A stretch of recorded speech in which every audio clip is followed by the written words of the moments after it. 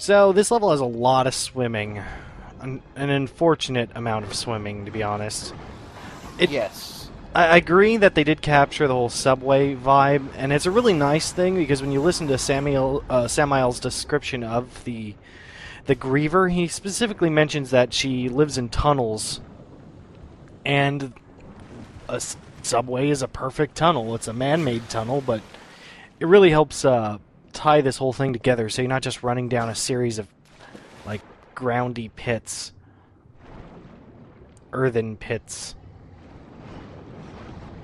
Indeed. Well, it also kind of brings it full circle of, oh, hey, we're still in, it's post-apocalyptic. We can kind of, not everything is going to be like the Twilight Cathedral. That's good, though. It's nice. Yeah, I like that decision. And I think I almost missed a secret. Yes, I did. Anytime you see these little rays of light, you can generally head to the surface, and there'll be something there for you. And I'm pretty sure I missed this. I missed a lot of the power-ups. This one's not really that good. Sort of boost the soul collection when stuff dies. I mean, it's okay if you're farming. Not one I really tend to use a lot.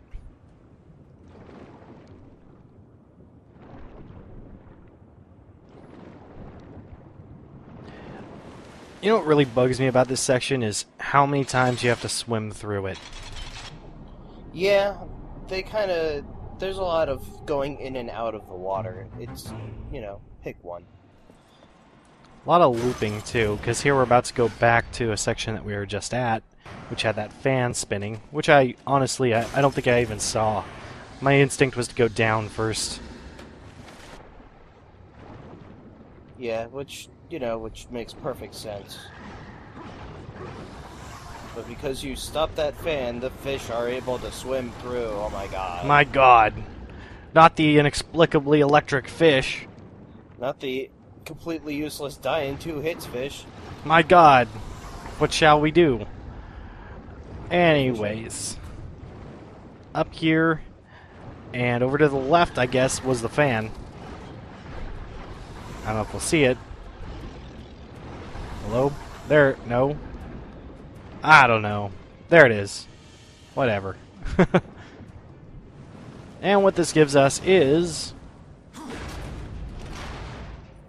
a key, which means we have to swim all the way back through again. Yay! Swimmy, swim, swim. Because nothing says fun like backtracking. Once again, forgetting where the door is. Actually, I don't even think... I don't think we even saw the door, like, going in. I think we did. I believe it was in the starting room.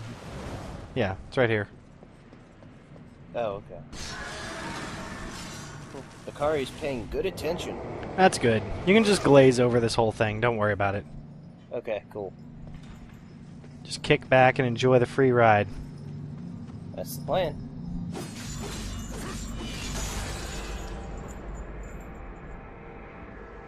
I'm not sure what these things are supposed to be now that I think about it. They've got like 3 faces, which makes me think of the Charred Council.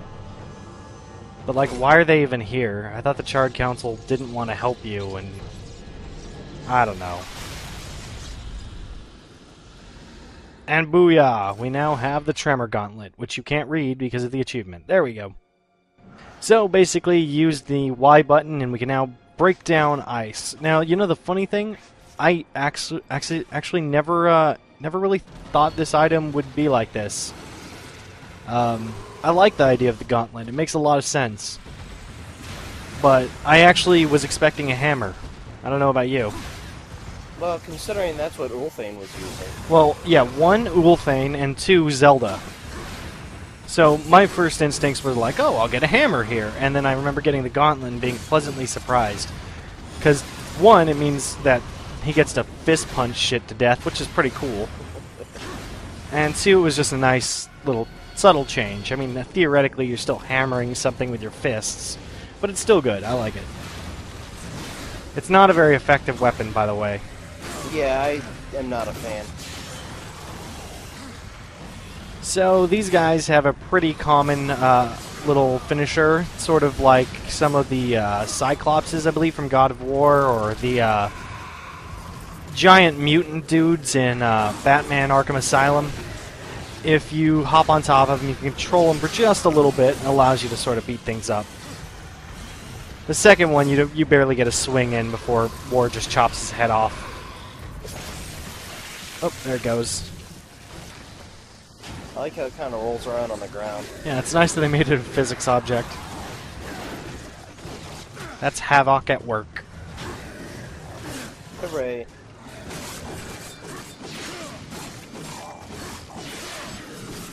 I wonder if there's anything else that's physics objects. I haven't really looked. I guess some of the stuff we explode probably is Havoc as well. Yeah, well, the little minion guys, they also, when you chop their heads off, they bounce around a little. Yeah, it looks like death animations, which is pretty common. Like those legs flopping around. Yeah. Yeah, that makes sense. A little bit better than Ragdoll, but I guess it's only better because they're chopping them into pieces and you can't really, like, see how ridiculous the positions things get in are. Yeah. Good lord, I love Ragdoll. Oh man, Ragdoll physics are hilarious. I mean, they're terrible, but that's why I like them, because it's just awful. They are hilarious bad. So we have another wonderful little arena battle here. I'm actually holding on to my Chaos Energy for a bit, because my theory is the first few stages of a battle are never really worth it, but it's sometimes difficult to gauge when the battle's going to end. So my theory is always, when is there at least one or two more of these big monsters, and if I can get it right to the point where I can finish him really quick, then maybe I'll catch it in the next round if it gets any more complex. Yeah, that's what I tried to do. It didn't really work out for me, though. I ended up squandering my chaos form, then dying, and then having to pace myself accordingly. Well, here I was a little overzealous, and I forgot about him completely. Bastard. You can see me just getting mad. But yeah. I saw you turn his head into a physics object. But yeah, thankfully at least there's this chest here, because I pretty much need it. But yeah, like I said, I did get a little overzealous with the chaos mode there because I was dying, was what I was going for. One thing you may not have noticed, if you're about to die, any enemy you kill will release green orbs. You may have seen it from that little Gorehowl or whatever, Goreclaw. That when I killed him, he released a couple green orbs, and that brought me back to the maximum level of red, just before it turns green. Yeah, I think they'll bring you into the green before they stop dropping green orbs. I don't think so. I think it ends right there. We'll see next time.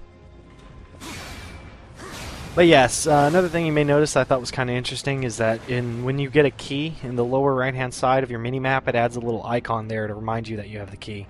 It actually goes away like it is right now. It's just completely gone, but it's a nice little UI touch that I noticed. Yeah, it's good to have. One funny thing about the gauntlet is that I didn't realize that you could just punch the blocks. Like I always did the charge smash, like every time, like in the cutscene. I'm not gonna lie, I don't think I ever punched the blocks. No, the ice things. Oh yeah, okay. You mean you always did the lift up and smash? Yeah, the charge punch. It's actually better to do so. The normal punching kind of sucks. I kind of like this puzzle.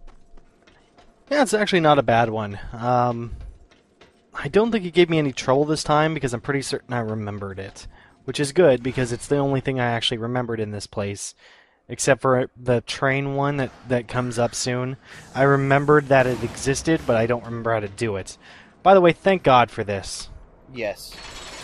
I really like that move. Yeah, that's actually what I thought you were talking about earlier, but holy fuck is that useful. Yeah. No, what I was talking about was just the standard charge it up and punch it to break those blue walls. I didn't even think of just doing regular punches. Yeah, like I was saying, don't do that. It's pretty bad. Just the charge up punch just breaks it in one hit, and it's really nice. Wham! Oh god, never having to move these things around again. Soul Reaver, Why didn't you do this? Seriously.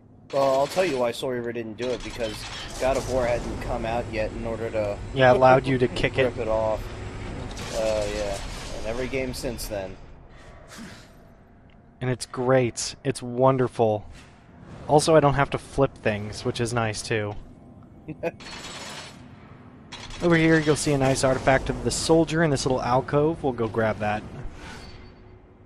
Yoink. And now everything's set for the end of the puzzle. Not really a puzzle. I don't know. It is, but I've screwed it up before. I don't remember how, because it's really straightforward, but I do remember getting it wrong the first time. Me too. I think maybe that's why I liked it, because it's actually... It's a straightforward puzzle for fucking once. You know, all of them are actually kind of straightforward once you get them. It's just when you're in that moment, they're nice and frustrating. Yeah. Like, it makes you feel smart, even though you're slightly retarded. It's great. Like racing in the Special Olympics, or arguing on the internet. Yeah, all of these things. Every time I play this, I always think there's something over there. I'm glad I didn't jump for it this time, but yes, I've done it every playthrough. Walked over there and been like, is there something over there? I think there might be. I can't lie, I'm almost positive I did the same thing. And here I go, I think I just checked, just to make sure. Like, no, doesn't even seem there's a door over there. Alright, we'll leave. Yeah, thinking maybe they wanted to put something there and maybe just forgot. Yeah, it could be. Alright, more locusts. This time, do a nice little bit of grabbing, a little bit of health regaining, because I think we're a little bit low. One thing you want to know is that if you are planning on doing getting health back, be very generous with your blocks. Just a little nip like that can make pretty much all your effort worthless. You get very little health back from them anyway, so... I just find something very silly about Ward jumping about 2 inches off the ground to grab this little bug out of the air and just smash it. Dude, he's skipping for them. He looks like a 5-year-old, like seriously. Tra-la-la! Like pulling the wings off a fly. It looks ridiculous. In a awesome kind of way, because it's war. Don't fall down there. You'll have to do everything again. Just FYI.